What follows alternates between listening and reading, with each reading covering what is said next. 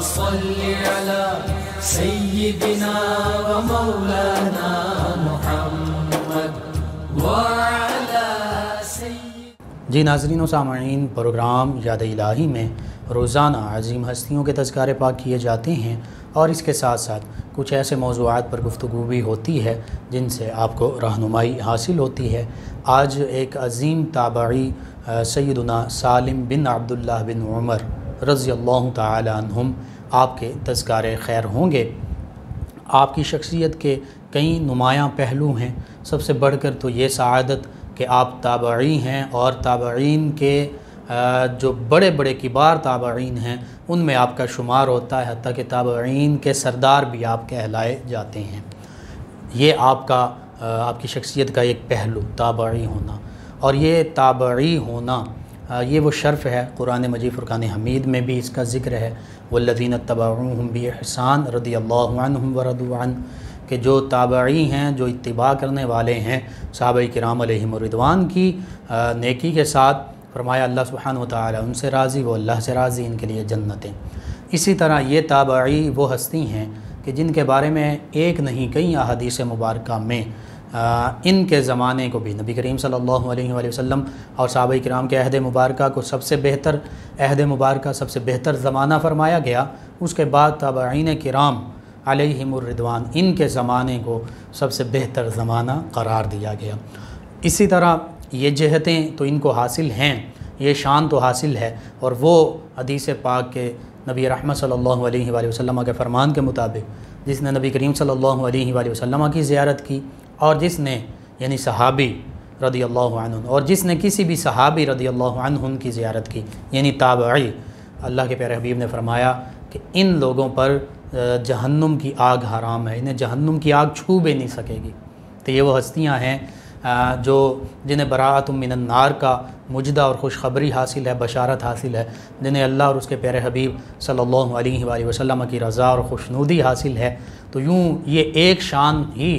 تمام باقی نسبتوں پر حاوی ہے، لیکن اس کے ساتھ ساتھ ان کو اللہ سبحانہ وتعالی نے مزید رفعتوں، عظمتوں اور شانوں سے بھی نوازا۔ ان میں ایک اور بڑی نسبت یہ ہے کہ یہ سیدنا عمر فاروق اعظم رضی اللہ تعالی عنہ، دوسرے خلیفہ امیر المومنین سیدنا عمر رضی اللہ عنہ، ان کے یہ پوتے بھی ہیں۔ اور پھر بیٹے کن کے ہیں؟ سیدنا عبداللہ بن عمر رضی اللہ عنہ کے، جو کہ خود وہ بھی صحابی ہیں۔ تو یوں والد بھی ان کے صحابی، دادا بھی ان کے صحابی، اور پھر ددیال وہ خانوادہ ہے جو قریش کا خاندان ہے، جو نبی رحمت صلی اللہ علیہ وآلہ وسلم کے قرابت دار ہیں۔ پھر ننیال کو جب ہم دیکھتے ہیں تو وہ شاہ ایران کا خاندان ہے، یزدگرد جو بادشاہ تھا ایران کا۔ تو جب اس کی 3 بیٹیاں جو ہیں وہ اسیر ہو کر مدینہ طیبہ آئیں تو ان میں سے ایک جو بیٹی تھی ان سے سیدنا امیر المومنین سیدنا عمر فاروق اعظم رضی اللہ تعالی عنہ نے ان میں سے ایک بیٹی کا نکاح اپنے صاحبزادے، اپنے بیٹے سیدنا عبداللہ بن عمر رضی اللہ عنہما سے فرما دیا تھا۔ یوں یہ ننیال کے حوالے سے بھی دیکھتے ہیں تو ایک اعلیٰ نسب ہے، اعلیٰ خاندان ہے، شاہی خاندان سے تعلق رکھتے ہیں۔ اور ددیال تو وہ ہے کہ جو نبی رحمت صلی اللہ علیہ وآلہ وسلم کے خانوادے سے تعلق رکھتا ہے، قریش ہے، نبی کریم صلی اللہ علیہ وآلہ وسلم سے جا کر ان کا سلسلہ نسب متصل ہو جاتا ہے۔ تو یوں یہ ساری سعادتیں، اور ان سے بڑھ کر یہ سعادت کے دادا جان بھی صحابی رسول، والد گرامی بھی صحابی رسول، اور پھر یہ تو حسب نسب کے حوالے سے، نسبتوں کے حوالے سے سعادتیں ہیں جو انہیں اللہ سبحانہ وتعالی نے خاص طور پر عطا فرمائیں۔ اس کے بعد انہوں نے اپنی محنت سے کیا مقام پایا، اس میں خاص طور پر 2-3 مقام جو ہیں وہ لازمی میں ذکر کرنا چاہوں گا۔ ایک فقیہ مدینہ ہیں، دوسرا محدث مدینہ ہیں، اور حتیٰ کہ تیسرا بھی اگر شامل کیا جائے تو فقہاء کی صف میں شامل ہونے کے ساتھ ساتھ، محدثین کی صف میں شامل ہونے کے ساتھ ساتھ جو عابد ہیں، جو زہاد ہیں، جو زاہد ہیں، جو تقوی اور تصوف کا پیکر ہیں، ان میں بھی سیدنا سالم بن عبداللہ بن عمر رضی اللہ تعالی عنہم شامل ہیں۔ تو یوں اس حوالے سے ان نسبتوں کو ہی اگر اور ان کے فضائل ہی کو بیان ہم کرتے جائیں تو یہ بھی بڑی عظمت اور شان کی حامل نسبتیں ہیں، یہ بھی ان کو اللہ سبحانہ و تعالی نے شان عطا فرمائی ہیں۔ فقیہ وہ ہے من یرید اللہ بہ خیرا یفقہہ فی الدین۔ اللہ سبحانہ و تعالی فرماتا ہے کہ اللہ جس کے ساتھ بھلائی کا، بہتری کا، خیر کا ارادہ فرماتا ہے اس کو دین کی فقاہت عطا فرما دیتا ہے، اس کو دین کی سمجھ بوجھ عطا فرما دیتا ہے۔ تو یوں سیدنا سالم رضی اللہ عنہ یہ فقیہ بھی ہیں، یعنی اللہ سبحانہ و تعالی نے ان کے ساتھ سب سے بہتری اور سب سے زیادہ بھلائی اور خیر کا ارادہ فرمایا، تو انہیں فقاہت عطا فرما دی، انہیں فقیہ بنا دیا، انہیں دین کی سمجھ عطا فرما دی۔ تو یوں اس حوالے سے جو عالم دین ہے، جو فقیہ ہے، اس کی شان قرآن مجید فرقان حمید میں بھی بیان کی گئی، احادیث مبارکہ میں بھی موجود، حتیٰ کہ نبی رحمت صلی اللہ علیہ وآلہ وسلم نے یہاں تک ارشاد فرما دیا تھا، فرمایا کہ ایک عالم کی شان اور فضیلت تم پر یوں ہے جیسے میری فضیلت تم میں سے کسی ادنا شخص پر۔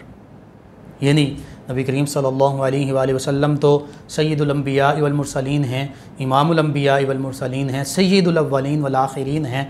ساری کائنات کے سردار ہیں، اللہ کی تمام مخلوقات میں سب سے افضل و اعلیٰ، برتر و بالا میرے آپ کے ہم سب کے آقا و مولا صلی اللہ علیہ وآلہ وسلم ہیں۔ تو آپ کی عظمت اور شان کیا ہوگی؟ آپ فرما رہے ہیں کہ جیسے میری تم میں سے کسی ادنا پر فضیلت ہے، اسی طرح ایک عالم کی تم پر فضیلت ہے۔ تو پھر ایک ادنا، ہم ادنا ہیں، معاذ اللہ ہمیں نبی کریم صلی اللہ علیہ وآلہ وسلم سے، ہم غلاموں کے، ان کے غلاموں کے غلاموں کے غلام ہیں، ان کے پائے اقدس سے لگنے والے ذرات وہ بھی ہماری آنکھوں کے لیے بابرکت ہیں، وہ ہمارے لیے جیسے سیدنا عمر بن عبدالعزیز رضی اللہ عنہ نے فرمایا تھا کہ صحابہ کرام علیہم رضوان کے گھوڑوں کے ٹاپوں کو لگنے والی دھول جو ہے وہ بھی افضل ہے عام لوگوں سے۔ تو نبی رحمت صلی اللہ علیہ وآلہ وسلم کی عظمت، رفعت اور شان کیا ہوگی، کوئی ان سے اپنا موازنہ کر ہی نہیں سکتا۔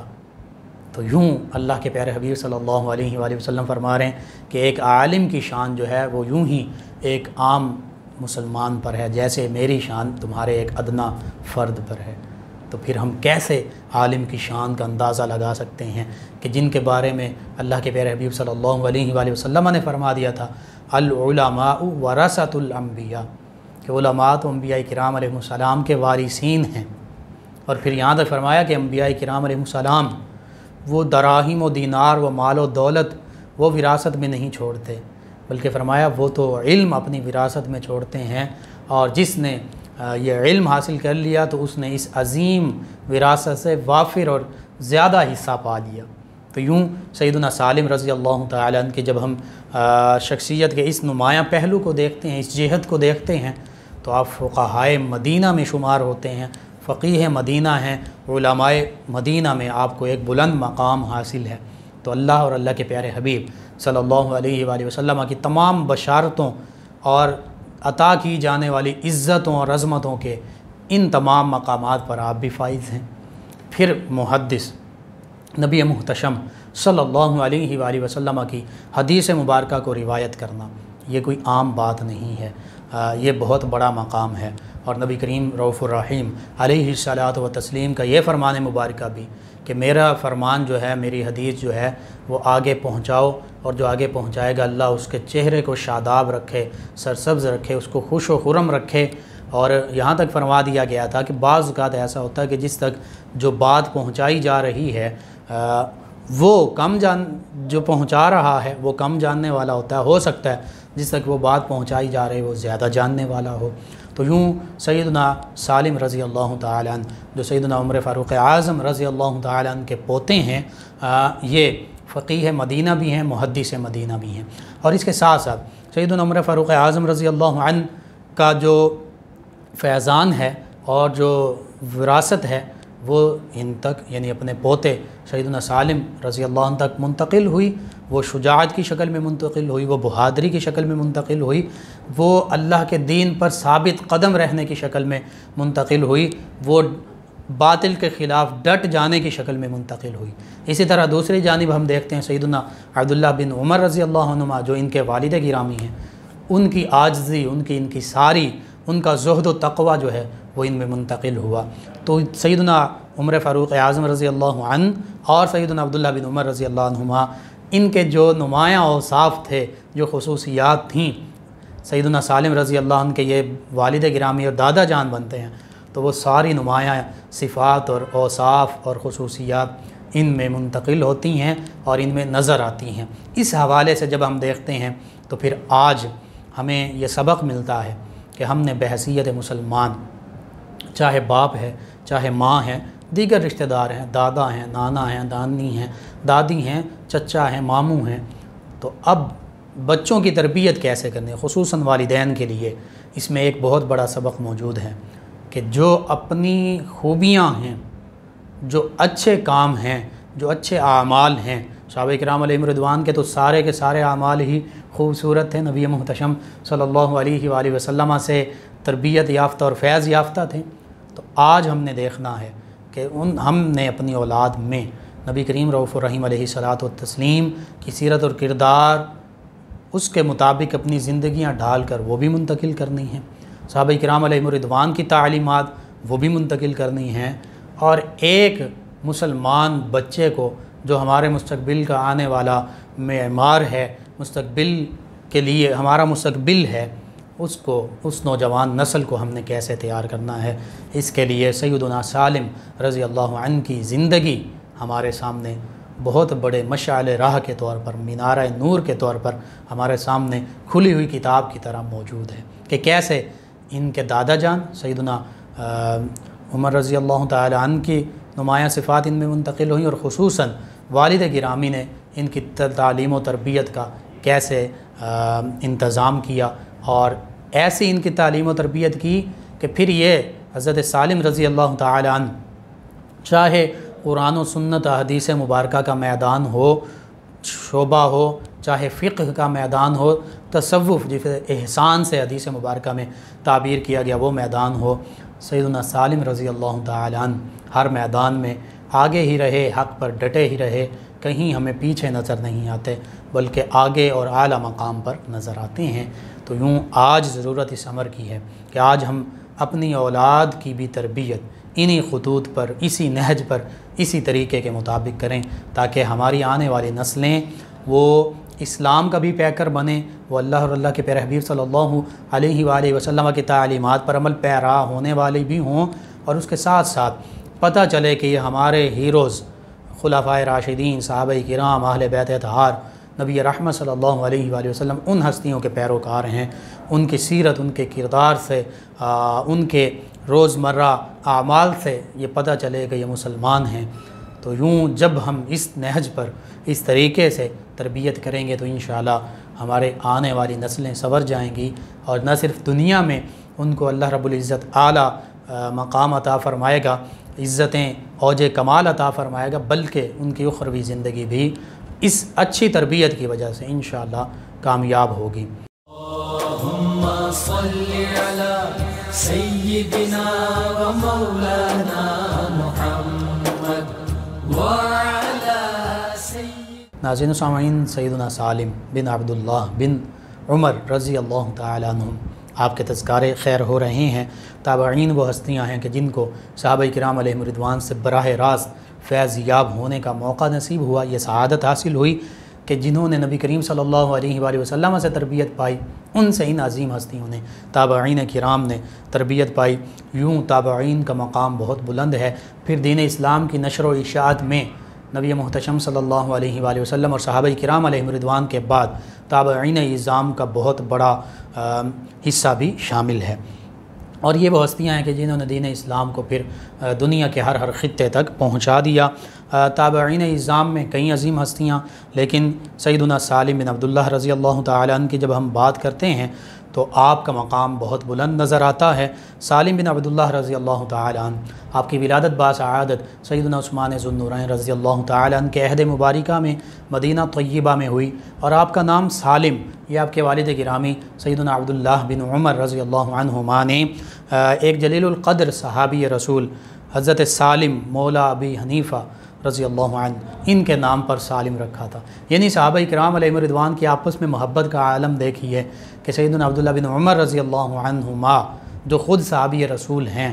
وہ اپنے ایک صحابی بھائی ان کی نسبت، ان سے اتنی محبت کہ انہی کا نام جو ہے وہ اپنے بیٹے کا نام رکھ دیتے ہیں۔ اور جیسے میں نے عرض کیا، ددیال سیدنا عمر فاروق اعظم رضی اللہ عنہ کا خانوادہ، شجاعت اور ہمت کا پیکر، حق پر ڈٹ جانے والا خانوادہ سیدنا عمر فاروق رضی اللہ عنہ، سیدنا عبداللہ بن عمر رضی اللہ عنہ۔ اسی طرح ننیال جو ہے وہ چونکہ عہد فاروقی میں سیدنا عمر فاروق اعظم رضی اللہ عنہ نے فارس فتح کیا، تو شاہ ایران یزدگرد جو ہے اس کی 3 بیٹیاں جو ہے اسیر ہو کر آئیں، ان میں سے ایک سیدنا عبداللہ بن عمر رضی اللہ عنہما یعنی سیدنا عمر فاروق اعظم رضی اللہ عنہما ان کے نکاح میں آئیں، ایک سیدنا امام حسین علیہ السلام ان کے نکاح میں آئیں۔ تو یوں یہاں پر ایک اور بات کا بھی پتہ چلتا ہے کہ سیدنا عبداللہ بن عمر رضی اللہ عنہما کے نکاح شہنشاہ ایران کی ایک بیٹی سے ہوا، دوسری جانب سیدنا امام حسین علیہ السلام ان کا نکاح ان کی دوسری بیٹی سے ہوا۔ تو یوں صحابہ کرام اور اہل بیت اطہار علیہ السلام کے درمیان بھی کتنی قربتیں ہیں، آپس میں کیسے رشتہ داریاں ہیں کہ دونوں ان ہستیوں کی جو بیویاں ہیں وہ آپس میں بہنیں ہیں۔ اور یہ نکاح کس نے کروائے؟ سیدنا عمر فاروق اعظم رضی اللہ عنہ۔ تو یہ بھی پتہ چل رہا ہے کہ سیدنا عمر فاروق اعظم رضی اللہ عنہ ان کا اہل بیت اطہار علیہ السلام کے ساتھ محبت کا عالم کیا تھا، اور وہ کیسے رشتے ناتے اور آپس میں تعلق کو نبھا رہے تھے۔ بہرحال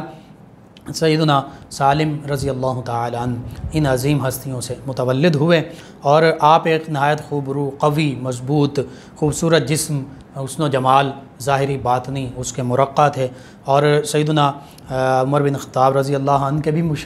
مشابہ تھے اپنے دادا جان کے بھی، اور اپنے والد گرامی سیدنا عبداللہ بن عمر رضی اللہ عنہما ان کے بھی مشابہ تھے۔ یعنی آپ کو دیکھتے ہی آپ کے والد اور آپ کے دادا جان کی یاد آ جاتی تھی۔ اسی طرح آپ کا رعب و دبدبہ اور ہیبت ایک طرف تو اپنے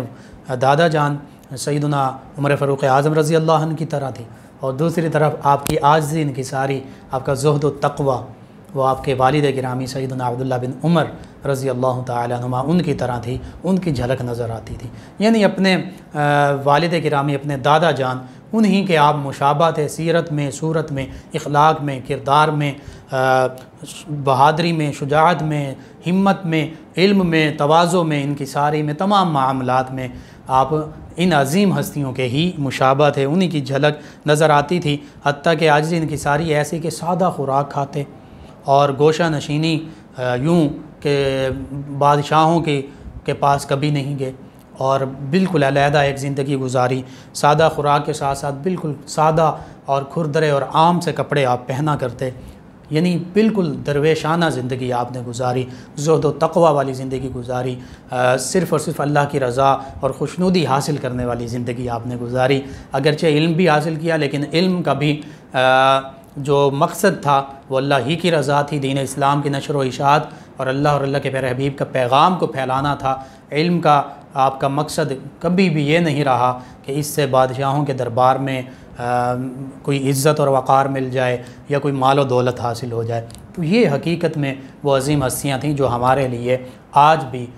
منبع نور ہیں اور مشعل راہ ہیں، ہمارے لیے بہت اعلیٰ مثال ہیں۔ سیدنا سالم بن عبداللہ رضی اللہ عنہ ہر وقت علم ہی کی طلب میں رہتے، حتیٰ کہ آپ نے مدینہ طیبہ میں علم حاصل کیا، اور ایک وقت ایسا آیا کہ نوجوانی ہی کی عمر میں بہت جلد ہی آپ مدینہ طیبہ کے بہت بڑے مفتی بن گئے، بہت بڑے فقیہ بن گئے، اور 7 جو فقہائے مدینہ جو مشہور ہیں کہ جنہوں نے مدینہ طیبہ میں فقہ کو ترویج دی، نشر و اشاعت کی دین اسلام کی، ان میں آپ بھی شامل ہیں۔ کبار تابعین اعظام میں شامل ہیں، بڑے بڑے تابعین میں شامل، حتیٰ کہ سرداران تابعین کے جو سردار ہیں ان میں آپ کا ایک اہم مقام ہے۔ اور عبداللہ ابن مبارک رحمۃ اللہ تعالی علیہ تو یہاں تک فرمایا کرتے تھے کہ حضرت سالم بن عبداللہ رضی اللہ عنہ کا شمار مدینہ منورہ کے 7 فقہاء میں سے ہوتا ہے، اور آپ مدینہ طیبہ کے دارالافتاء کے ممتاز رکن تھے۔ یعنی مدینہ طیبہ میں جو لوگ اپنے شرعی مسائل کا حل تلاش کرتے تھے، ڈھونڈتے تھے، پوچھتے تھے، تو جن 7 ہستیوں سے پوچھا جاتا تھا وہ مسائل شرعیہ پوچھے جاتے تھے، ان میں سیدنا سالم بن عبداللہ بن عمر رضی اللہ عنہم بھی شامل ہیں۔ یہ آپ کی علمی کمال کی بات ہو رہی ہے، قرآن و سنت پر آپ کو یوں عبور حاصل ہے، فقہ پر، فقہی معاملات پر، شرعی معاملات پر، شرعی مسائل پر آپ اتنا عبور رکھتے ہیں کہ فقہائے مدینہ میں شامل ہیں، اور پھر آپ فتویٰ بھی جاری کر رہے ہیں، مسائل شرعیہ اور فقہیہ وہ بھی بیان فرما رہے ہیں، لوگ آپ کی جانب رجوع بھی کر رہے ہیں۔ اس کے ساتھ ساتھ جب ہم حدیث مبارکہ کے علم کی بات کرتے ہیں تو اس میں بھی آپ ایک بہت بلند مقام پر نظر آتے ہیں، آپ بہت بڑے محدث ہیں اور راویان حدیث میں آپ شامل ہیں، اور ایسے راویان حدیث میں شامل ہیں کہ آپ کا جو سلسلہ روایت ہے، جو سلسلہ سند ہے، اس کو آج بھی صحیح الاسناد سمجھا جاتا ہے، یعنی سب سے بہتر سند جو ہے حدیث مبارکہ کی، ان میں آپ کو بھی شامل کیا جاتا ہے۔ حضرت سالم بن عبداللہ رضی اللہ عنہ اپنے والد گرامی ہی کی طرح عظیم محدث تھے۔ آپ کے والد گرامی سیدنا عبداللہ بن عمر رضی اللہ عنہما، انہوں نے کئی احادیث مبارکہ روایت کی اور احادیث مبارکہ لکھنا بھی شروع کی، چونکہ پہلے نبی محتشم صلی اللہ علیہ وآلہ وسلم نے حدیث مبارکہ لکھنے سے منع فرما دیا تھا کہ کہیں حدیث مبارکہ اور قرآن مجید فرقان حمید کے الفاظ آپس میں مل نہ جائیں، لیکن پھر حکم دیا کہ میری زبان سے جو کچھ نکلتا ہے وہ حق ہوتا ہے، حق کے سوا کچھ نہیں ہوتا، تم اسے محفوظ کر لیا کرو، لکھ لیا کرو۔ تو صحابہ اکرام علیہم رضوان نے لکھنا شروع کر دیا۔ تو ان ہستیوں میں جنہوں نے حدیث مبارکہ لکھی بھی، ان کو آگے لوگوں تک پہنچایا بھی، لوگوں کو سنایا بھی، اور اس علم کو نہ صرف محفوظ رکھا بلکہ اس کی نشر و اشاعت کی، ان میں سیدنا عبداللہ بن عمر رضی اللہ عنہما بھی عظیم محدث ہیں، آپ بھی شامل ہیں۔ تو آپ نے یہ علم اپنے صاحبزادے سیدنا سالم رضی اللہ عنہ تک بھی منتقل کیا۔ اسی وجہ سے سیدنا سالم رضی اللہ عنہ محدثین مدینہ طیبہ ان میں بھی شمار ہوتے ہیں۔ آپ نے اپنے والد گرامی سے بہت سی احادیث مبارکہ روایت کیں، اسی طرح دیگر صحابہ کرام جن سے آپ نے حدیث مبارکہ روایت کیں، ان میں ام المومنین سیدہ عائشہ صدیقہ رضی اللہ تعالی عنہ، سیدنا ابو ہریرہ رضی اللہ عنہ، سیدنا ابو ایوب انصاری رضی اللہ عنہ، سیدنا ابو رافع رضی اللہ عنہ، سیدنا ابو لبابہ رضی اللہ عنہ، یہ ان عظیم ہستیوں کے نام بھی شامل ہیں۔ اور پھر آپ کی جو سند ہے اس کے بارے میں امام احمد بن حنبل رحمۃ اللہ علیہ اور اسحاق بن راہویہ علیہ رحمہ، انہوں نے فرمایا کہ یہ جو سند ہے عن الزہری عن سالم عن عبداللہ عن ابی، یعنی زہری جو ہیں وہ سیدنا سالم رضی اللہ عنہ سے روایت کرتے ہیں، سیدنا سالم رضی اللہ عنہ سیدنا عبداللہ رضی اللہ عنہ سے روایت کرتے ہیں، سیدنا عبداللہ رضی اللہ عنہ اپنے والد گرامی سیدنا عمر فاروق اعظم رضی اللہ عنہ سے روایت کرتے ہیں۔ تو ان ہستیوں نے فرمایا، امام احمد بن حنبل رضی اللہ عنہ جو خود فقہ کے بھی امام ہیں، حتیٰ کہ محدث بھی ہیں، ان کی جو حدیث مبارکہ کی کتاب ہے مسند احمد بن حنبل، وہ بھی حدیث مبارکہ کی بہت اعلیٰ پائے کی کتب میں شامل ہے، شمار کی جاتی ہے۔ تو یہ محدثین یہ فرما رہے ہیں کہ سیدنا سالم رضی اللہ عنہ کی جو سند ہے اور جو متصل ہوتی ہے نبی رحمت صلی اللہ علیہ وآلہ وسلم کے ساتھ، یہ صحیح الاسناد ہے۔ یہ صحیح الاسناد یعنی یہ سب سے بہتر سند رکھنے والی حدیث مبارکہ کی مکمل ایک سلسلے کی کڑی ہے۔ اس میں کسی قسم کا کوئی ضعف نہیں ہے اور کسی قسم کی کوئی اس میں شک و شبہ نہیں ہے۔ یعنی راویان پر بعض کا جرح کی جاتی ہے، مدلس ہیں یا کاذب ہیں یا کوئی اور معاملہ ہے، ضعف پایا جاتا ہے، تو ان ساری چیزوں سے ہٹ کر یہ محدثین فرما رہے ہیں کہ سیدنا سالم رضی اللہ عنہ کا جو سلسلہ سند ہے یہ بالکل صحیح ہے۔ اسی طرح ابن سعد، انہوں نے طبقات ابن سعد میں اور تہذیب التہذیب میں لکھا ہے کہ حضرت سالم رضی اللہ عنہ تابعین کے سردار تھے، آپ بہت بڑے عالم تھے اور کثیر احادیث روایت کرنے والوں میں سے ایک تھے، یعنی محدث بھی ہیں، فقیہ بھی ہیں، عالم بھی ہیں۔ اسی طرح لکھا کہ آپ سے بہت سے علماء اور محدثین نے بہت سی احادیث مبارکہ روایت کی ہیں۔ یعنی حضرت سالم رضی اللہ تعالی عنہ جہاں فقیہ ہیں اس کے ساتھ ساتھ محدث بھی ہیں اور احادیث مبارکہ بھی آپ روایت فرما رہے ہیں۔ تو یوں آپ کی زندگی کے یہ نمایاں پہلو ہیں۔ آج ہم دیکھتے ہیں کہ آج علم کے اگرچہ مختلف ذرائع بھی ہیں اور پھر آگے علم سیکھا بھی جاتا ہے، لیکن عام طور پہ ہم دیکھتے ہیں کہ ایک شخص جو ہے وہ ایک خاص شعبے میں مہارت رکھتا ہے، یہ بھی بہت اچھی بات ہے، لیکن اگر ایک شعبے میں مہارت رکھنے والا دوسرے شعبے میں بھی ماہر ہو تو اسے کہتے ہیں سونے بے سہاگا، اور یہ اسے کہتے ہیں تحقیق اور محقق۔ تو یوں ہم کہہ سکتے ہیں کہ سیدنا سالم رضی اللہ تعالی عنہ ایک اعلیٰ پائے کے محقق تھے، محدث تھے، فقیہ تھے، عالم تھے، حتیٰ کہ عابد اور زاہد تھے، اور تصوف کے بھی پیکر تھے۔ حضرت سالم بن عبداللہ رضی اللہ عنہ عالم ہونے کے ساتھ ساتھ باعمل تھے، صاحب تقویٰ تھے۔ امام مالک علیہ رحمہ فرماتے تھے کہ حضرت سالم بن عبداللہ رضی اللہ عنہ ان کے زمانے میں کوئی بھی شخص زہد و تقویٰ اور علم و عمل میں آپ سے زیادہ صالحین کے مشابہ نہ تھا۔ یعنی سیدنا امام مالک رضی اللہ عنہ جو خود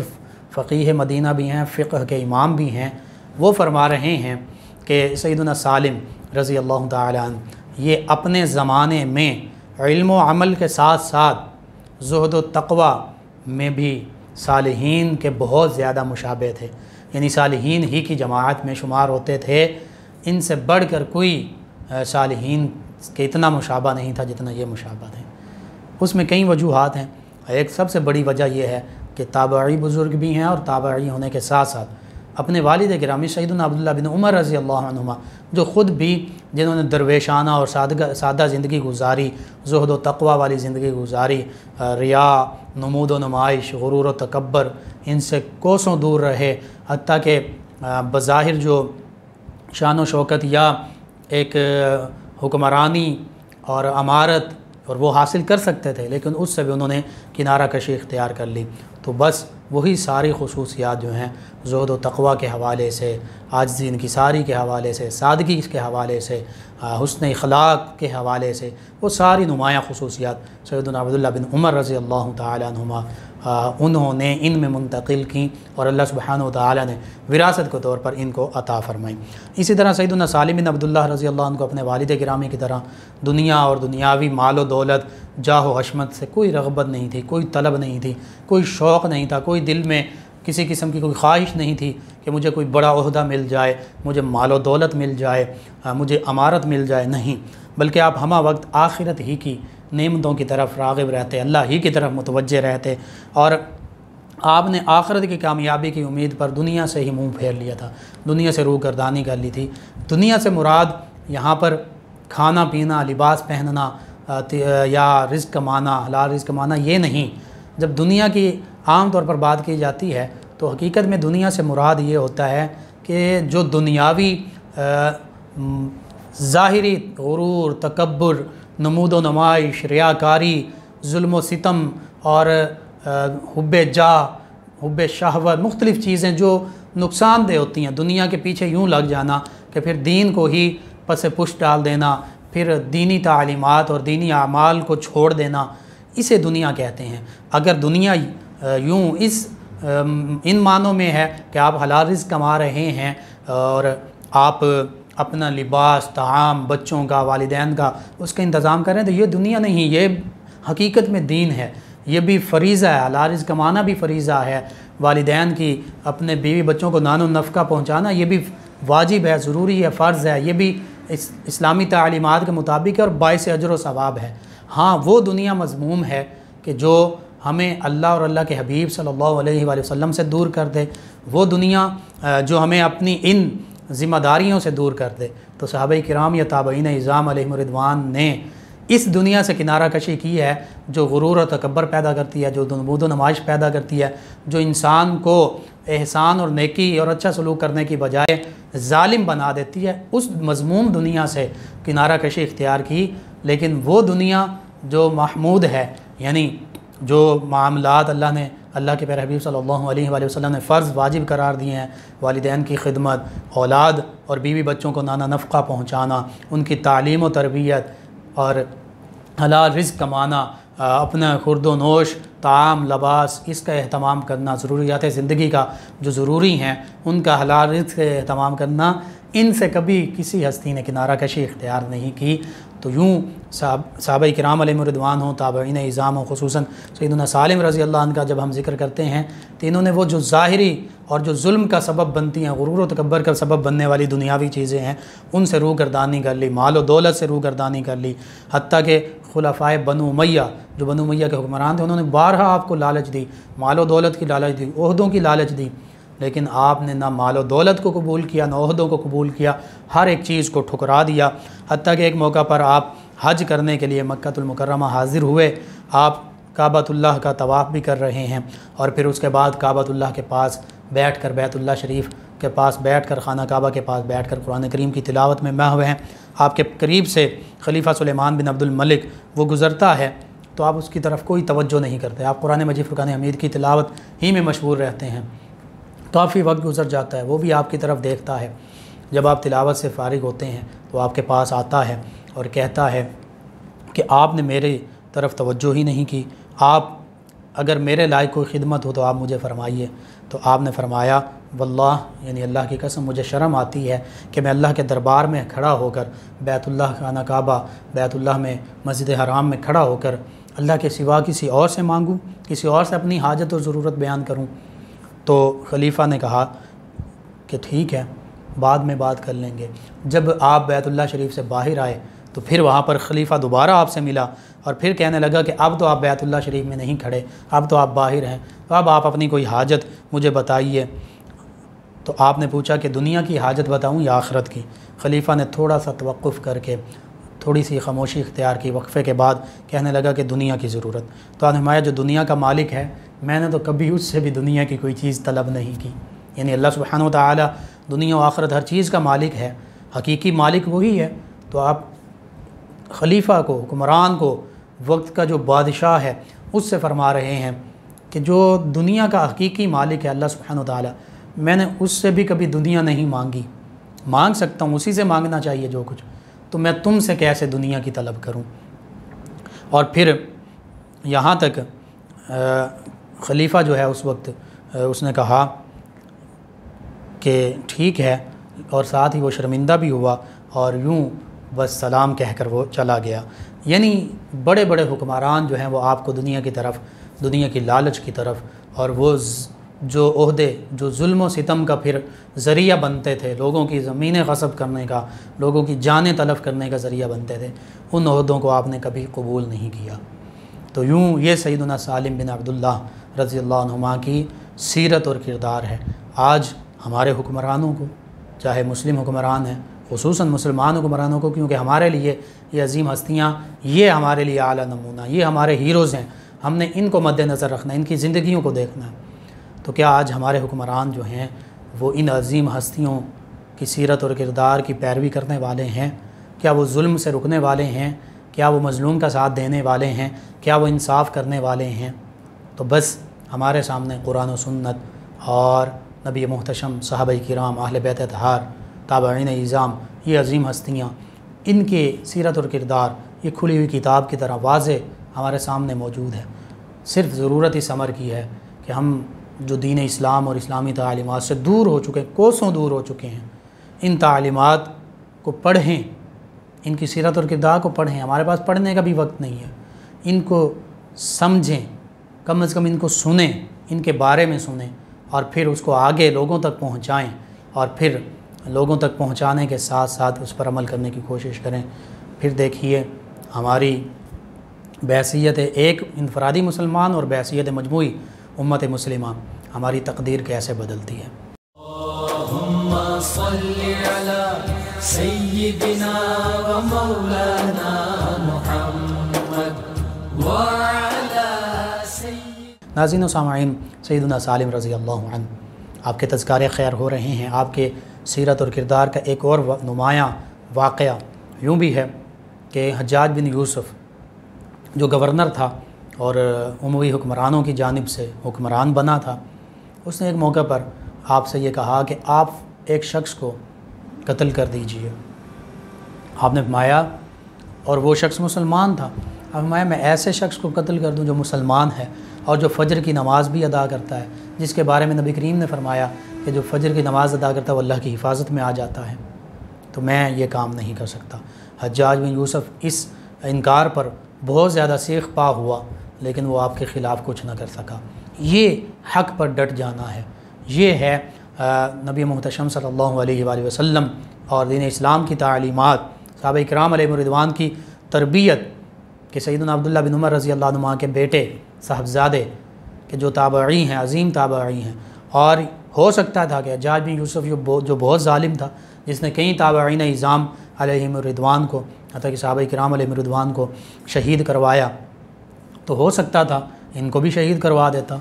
لیکن انہوں نے اپنی جان کی پرواہ نہیں کی، حق پر قائم رہے، حق پر ڈٹے رہے ہیں۔ ایک مسلمان کو قتل کرنے کا انہوں نے اندیہ نہیں دیا، حتیٰ کہ ارادہ بھی ظاہر نہیں کیا، بلکہ صاف برملا انکار کر دیا اور فرما دیا کہ میں اپنے مسلمان بھائی کو قتل نہیں کر سکتا۔ اسی طرح زہد و تقویٰ کا آپ نمونہ تھے، عبادت، ریاضت، آپ اللہ کی رضا کے لیے کیا کرتے تھے، لوگوں کے ساتھ بہت اچھا سلوک کیا کرتے۔ یہ اسلام کا عظیم ستارہ جو ہے 106 ہجری ذی الحجۃ الحرام کے مہینے میں 106 ہجری میں اس دنیا فانی سے تشریف لے گئے۔ آپ کی نماز جنازہ ہشام بن عبد الملک نے پڑھائی اور جنت البقیع میں آپ کو دفن ہونے کی سعادت حاصل ہوئی۔ آج آپ کی سیرت، آپ کا اخلاق، آپ کا کردار یہ ہمیں ظاہر کرتا ہے اور یہ پیغام دیتا ہے کہ ہم خود بھی دین اسلام کی حقیقی تعلیمات پر عمل پیرا ہوں، ان کو پڑھیں، سنیں، سمجھیں، لوگوں تک پہنچائیں اور خود ان پر عمل پیرا ہونے کے ساتھ ساتھ کم از کم اپنے آپ سے شروع کرتے ہوئے اپنے گھرانے، اپنے خاندان تک، اپنے محلوں تک ان کی جو سیرت اور کردار ان کو پہنچاتے ہوئے ان کے مطابق عمل کرنے کی کوشش کریں۔ اسی طرح اپنی اولاد کی تربیت خاص طور پر انہی خطوط پر استوار کریں۔ جب ہم اپنی اولاد کی تربیت ان عظیم ہستیوں کی سیرت اور کردار کو مد نظر رکھتے ہوئے کریں گے تو انشاءاللہ ہماری